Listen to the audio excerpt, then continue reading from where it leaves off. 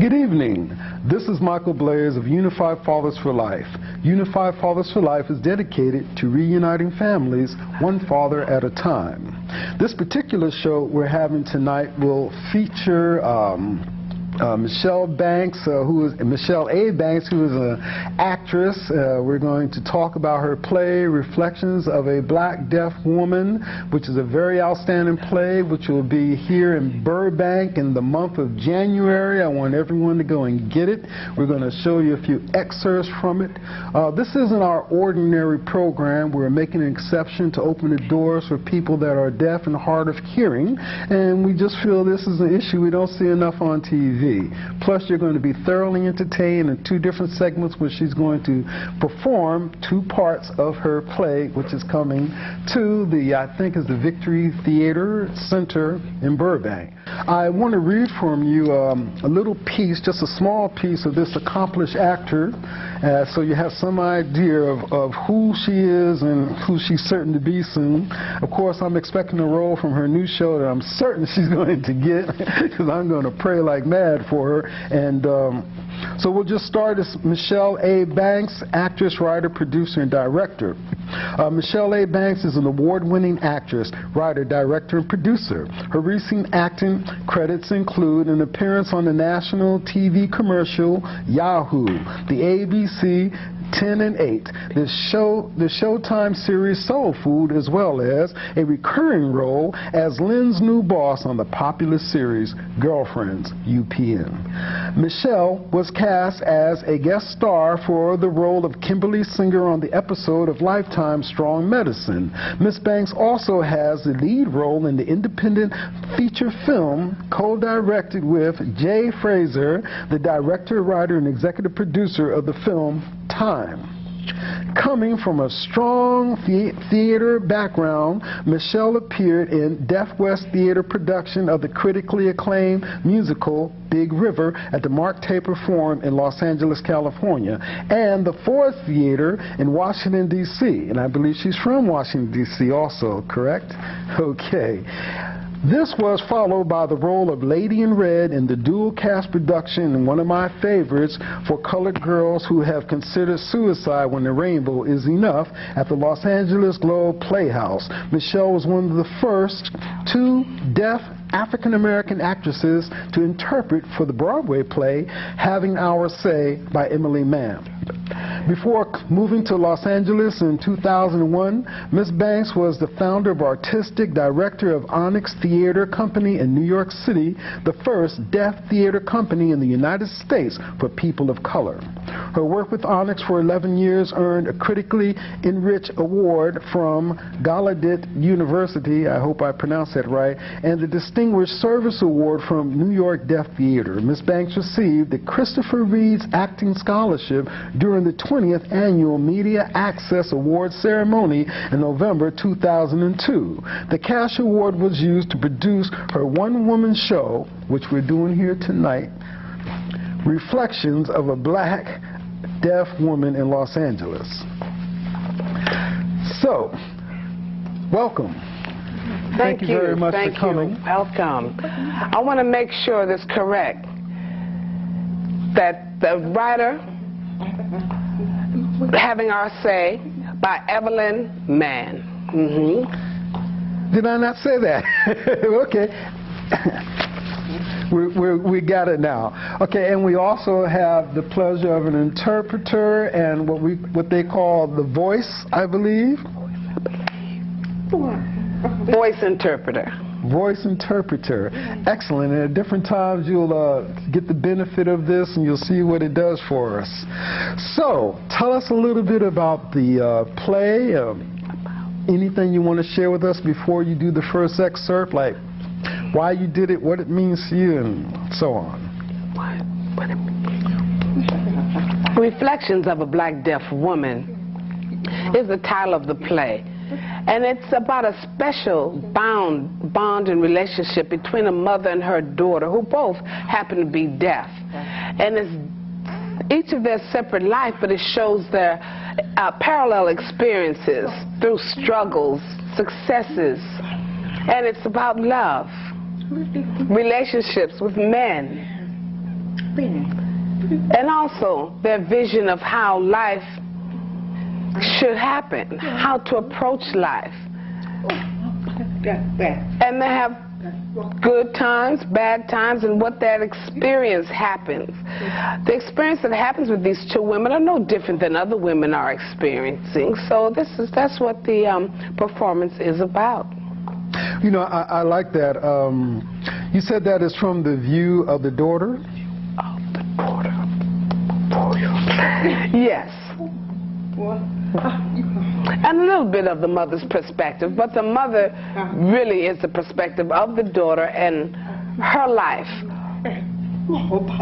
and her mother's influence and how it became, the family became better.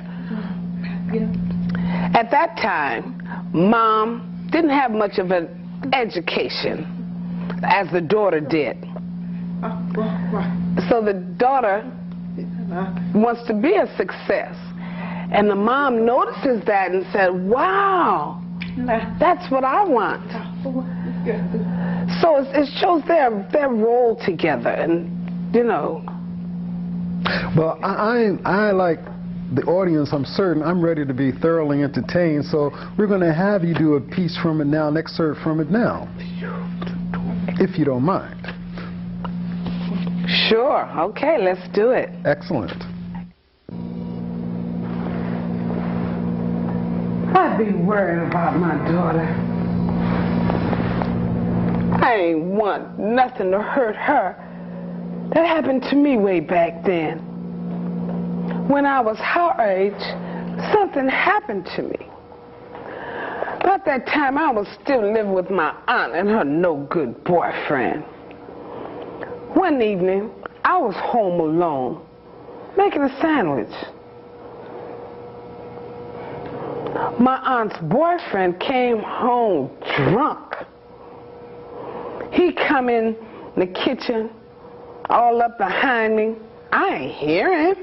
And just like that, he grabbed my breast and I started screaming. He slapped me and put his hand over my mouth and he laid me down on the table.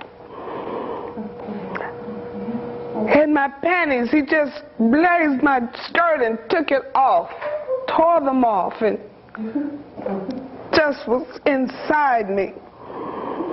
Oh, I could smell all that stank alcohol all over me. When he was finished, he just threw me down to the floor. Oh, I just cried and cried. Oh. He told me not to tell anybody, because if I did, he'd hurt me again. He said nobody would believe me because I'm deaf and dumb. So I never said nothing about it. For 3 months, I didn't know I was pregnant because I was still having my monthlies, you know. One morning, I was hurting real bad. My stomach was killing me. I went to the toilet, and all of a sudden, my baby came out of me. I lost my first baby. I never told this to nobody, not even my aunt.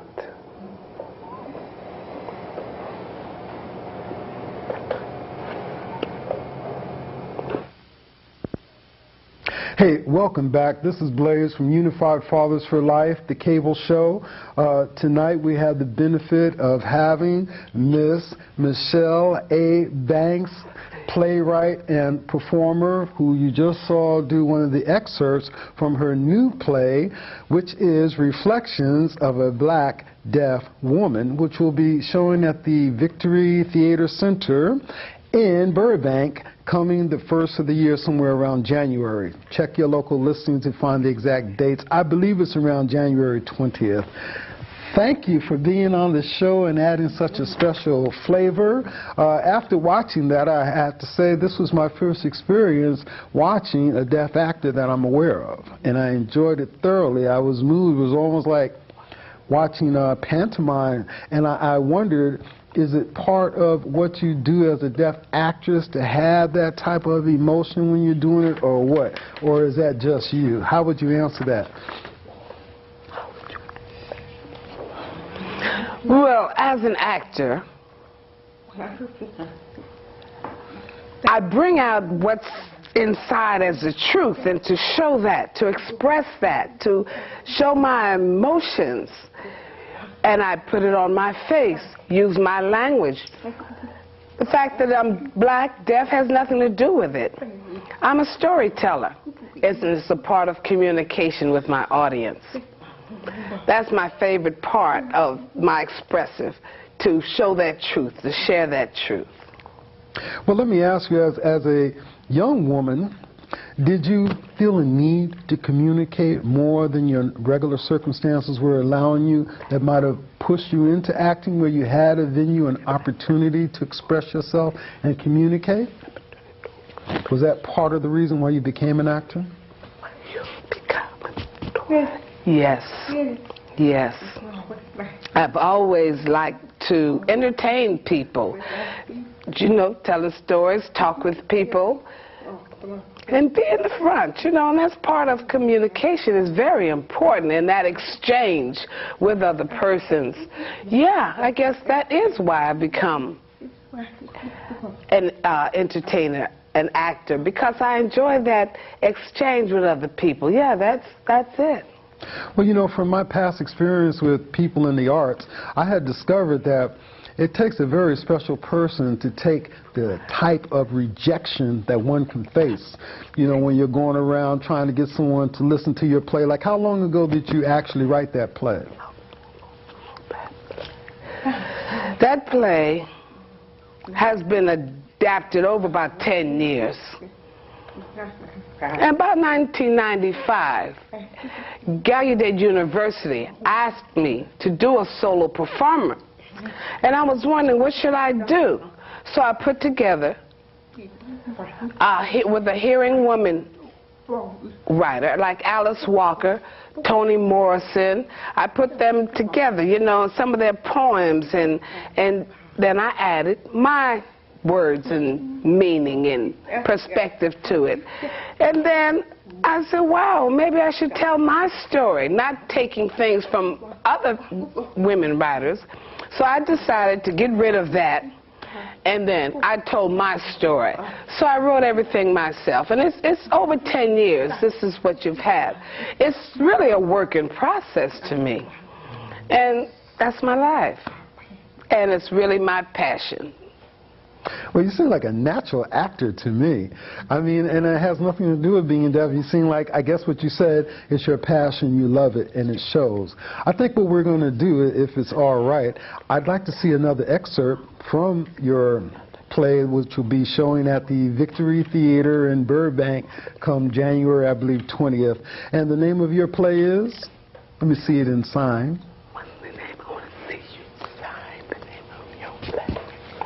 Reflection of a black deaf woman. Thank you. So we'll take a break here and have you do your next excerpt for myself and the audience.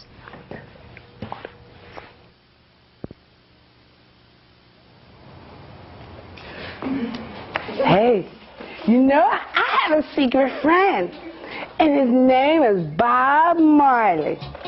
Let me tell you a story about him.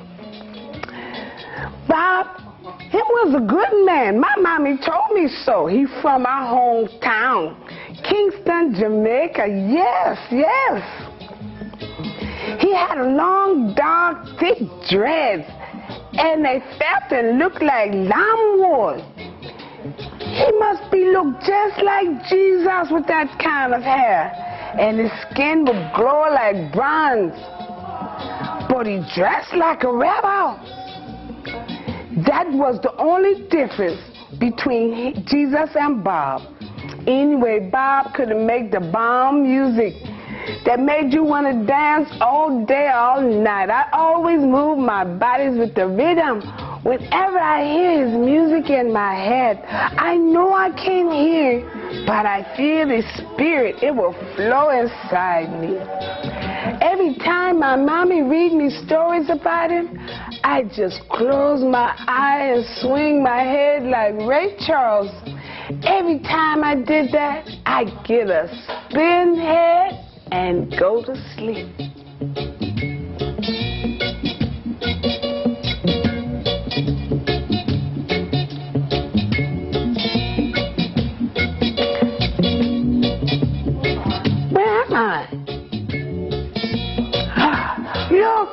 Look at Bob and them Wailers.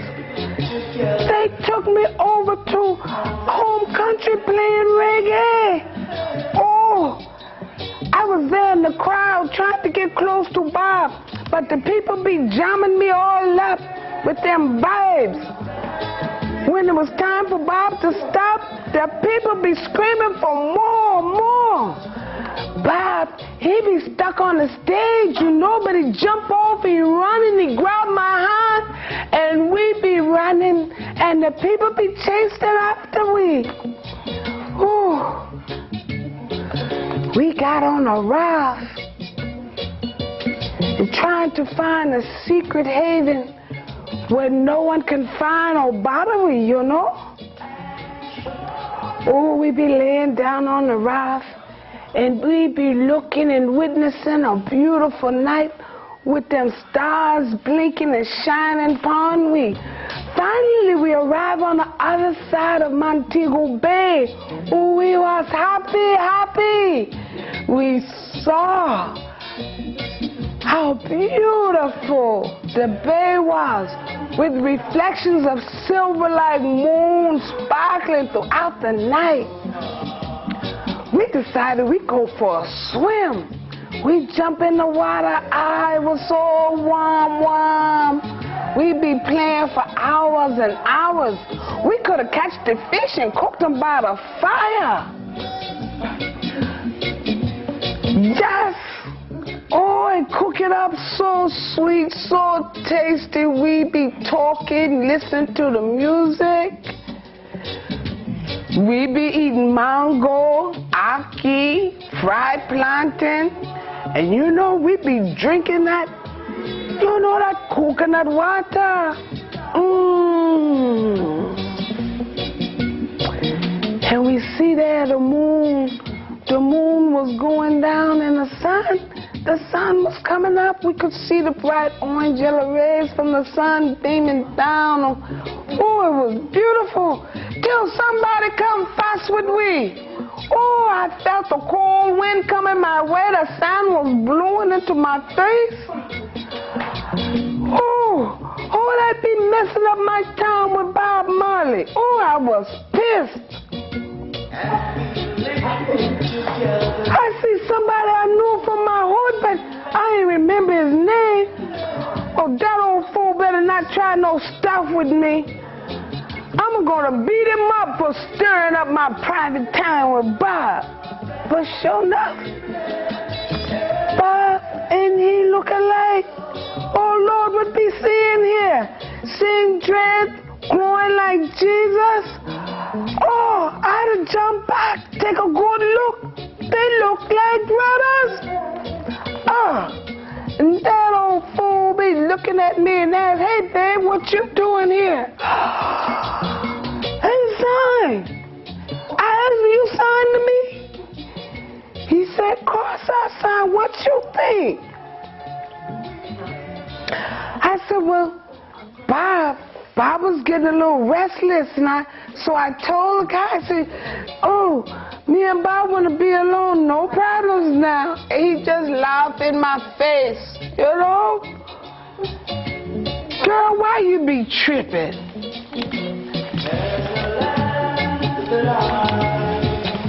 Hey, I know you from somewhere, but I don't remember your name. Oh, you know me. I'll tell you my name. It's Dan Marley. What? You mean your last name be Marley?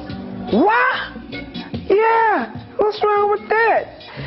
You not feeling me? Well, no, but yeah, but I mean, you know Bob Marley? He a famous musician, play that reggae.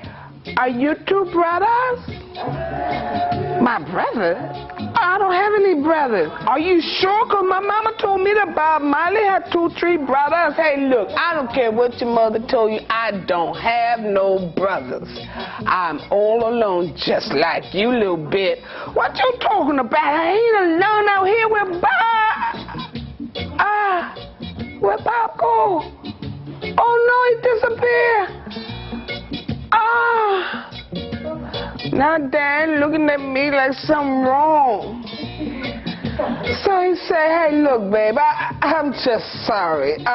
Where's the music? I'm stone deaf. I mean, what's going on? And hey, look, my peeps, they waiting for me and they calling me. Hey, I'll see you later. Peace. No, don't leave me. Don't leave me. I know he think I'm crazy. No, don't leave me.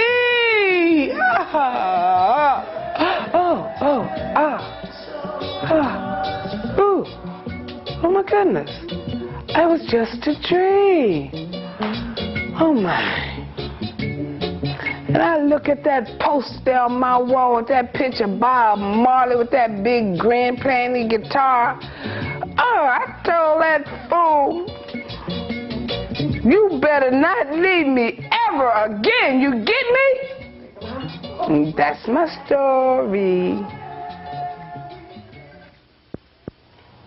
Hey, this is Blaze, and we're back once again. I just want to take a moment to applaud. That was so outstanding. I was thoroughly entertained, which leads us to what we're going to talk about in a moment. But I do want, for the benefit of our audience, to acknowledge also Teresa Sharp, who is the interpreter and the voice, which is a very important key and critical role in the overall performance of the theater.